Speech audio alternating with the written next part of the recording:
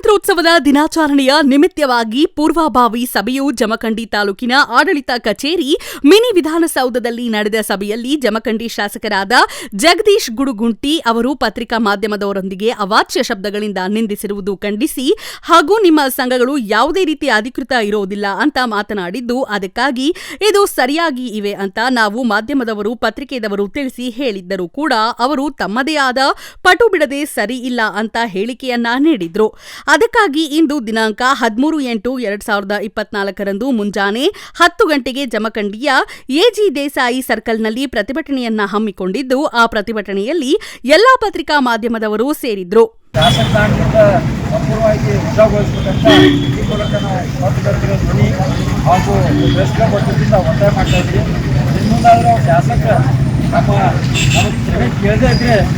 ಜಿಲ್ಲೆ ರಾಜ್ಯಾದ್ಯಂತ ನಾವು ಉಗ್ರವಾದ ಹೋರಾಟ ಮಾಡಬೇಕಾಗ್ತದೆ. ಮುಂದಿನ ದಿನಮಾನದಲ್ಲಿ ಶಾಸಕರಲ್ಲಿ ಕೂಲಿಗಾರ ಮನೆಗೆ ಈಗಲೂ ದಲಿತ ಪರ ಸಂಘಟನೆಯವರು ಹಾಗೂ ನಮ್ಮ ಪತ್ರಿಕಾ ಮಿತ್ರರು ಎಲ್ಲ ಸೇರಿ ಅವ್ರ ಮನೆಗೆ ಮುಚ್ಚಿ ಹಾಕುವಂತ ಎಚ್ಚರಿಕೆಯನ್ನು ಈ ಮೂಲಕ ನಾನು ಬಾಗಲಕೋಟೆ, ಬೀಡಿಗಿ, ಮುಧೋಳ, ಅಥಣಿ, ವಿಜಯಪುರದಿಂದ ಎಲ್ಲಾ ನಮ್ಮ ಪತ್ರಿಕಾ ಬಳಗದವರು ಸೇರಿಕೊಂಡು ಉಪವಿಭಾಗಾಧಿಕಾರಿಗಳಿಗೆ ಶ್ರೀಮತಿ ಶ್ವೇತಾ ಬೇಡಿಕರ ಅವರಿಗೆ ಮನವಿ ಕೊಡುವುದರ ಮುಖಾಂತರ ಸಭೆಯನ್ನ ಶಾಂತಿಯುತವಾಗಿ ನಡೆಸಿದ್ವು. ಶಾಸಕರು ನಮ್ಮ ಪತ್ರಿಕಾ ಮಾಧ್ಯಮದವರಿಗೆ ಕ್ಷಮೆಯನ್ನ ಯಾಚಿಸದಿದ್ದರೆ ಮುಂದಿನ ದಿನಮಾನಗಳಲ್ಲಿ ಪ್ರತಿಭಟನೆಯನ್ನ ಮಾಡುತ್ತೇವೆ ಎಂದು ನಮ್ಮ ಸಂಘಟನೆಯ ಮುಖ್ಯಸ್ಥರು ಹಾಗೂ ದಲಿತ ಪರ ಸಂಘಟನೆಗಳು ಅವರು ಕೂಡ ತಿಳಿಸಿದ್ರು.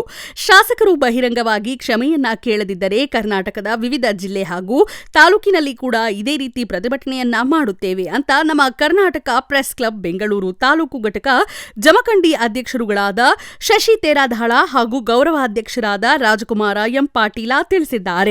ಕ್ಯಾಮರಾಮನ್ ದಾದಾಪುರ ಸುರ್ನಾಸಿ ಜೊತೆ ಮಹೇಶ್ ದೇಮಶೆಟ್ಟಿ, ಕೆಎಸ್ ನ್ಯೂಸ್, ಮುಧೋಳ.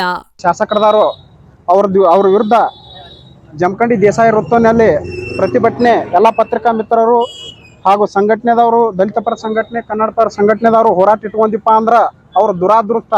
ಯಾಕಪ್ಪ ಅಂದ್ರೆ ಪತ್ರಿಕಾ ಮಿತ್ರರಿಗೆ ಮಾನ್ಯ ಆಗಸ್ಟ್ 15ರಂದು ಪೂರ್ವಭಾವಿ ಸಭೆ ಕರೆದಾಗ ಅವ್ರಿಗೆ ಅವಮಾನವೆಸಗ್ಯಾರು.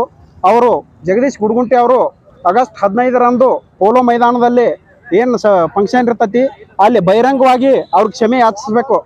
ಕ್ಷಮೆ ಯಾಚನೆ ಮಾಡಲಿಲ್ಲ ಅಂದ್ರೆ ನಾವು ಇಡೀ ರಾಜ್ಯಾದ್ಯಂತ ಉಗ್ರವಾದ ಹೋರಾಟ ಮಾಡ್ತೀವಿ. ಅದಕ್ಕಾಗಿ ಜಗದೀಶ್ ಗುಡುಗುಂಟಿ ಅವರು ಎಲ್ಲೇ ತಿರುಗಾಡಿದ್ರು, ಕ್ಷೇತ್ರ ತುಂಬ ಎಲ್ಲೇ ತಿರುಗಾಡಿದ್ರು ಅವ್ರಿಗೆ ನಾವು ಕಪ್ಪು ಬಟ್ಟೆ ಪ್ರದರ್ಶನ ಮಾಡ್ತೀವಿ. ಅವ್ರಿಗೆ ಜಲ್ದಿ ಆದಷ್ಟು ಬೇಗ ಪತ್ರಕರ್ತರಿಗೆ ಕ್ಷಮೆ ಯಾಚಿಸ್ಬೇಕು. ಇಲ್ಲ ಅಂದ್ರೆ ನಾವು ಅವ್ರ ವಿರುದ್ಧ ಇಡೀ ರಾಜ್ಯಾದ್ಯಂತ ಅಲ್ಲ ಇಡೀ ದೇಶಾದ್ಯಂತ ಉಗ್ರವಾದ ಹೋರಾಟ ಮಾಡ್ಬೇಕಾಗತ್ತೆ ಅಂತ ಹೇಳಿ ಈ ಮಾಧ್ಯಮದ ಮುಖಾಂತರ ಅವ್ರಿಗೆ ಎಚ್ಚರಿಕೆಯನ್ನು ನೀಡ್ತಾ ಇದ್ದೀವಿ. ಜೈ ಭೀಮ್.